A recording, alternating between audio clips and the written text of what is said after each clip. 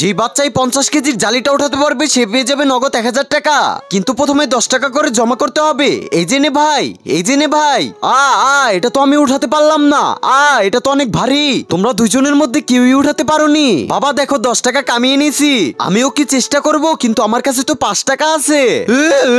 এই আল্লাহর ছবিটা যদি তোমার পছন্দ হয়ে থাকে তাহলে ভিডিওতে লাইক করে চ্যানেলটাকে সাবস্ক্রাইব করে দাও। আর যদি এগুলো না করো ভাবো ছবিটা তোমার পছন্দ হয়নি।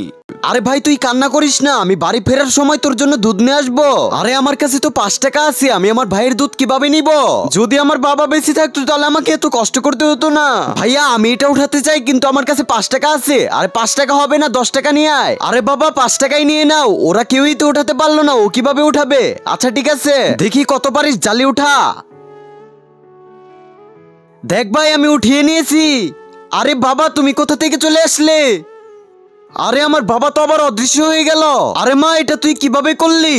এটা আমার বাবা উঠিয়েছে। আরে বাবা ওর আব্বু তো মারা গেছে। বন্ধুরা তোমরা কি রোজা রাখছো? রোজা রাখলে অবশ্যই কমেন্টে জানাও।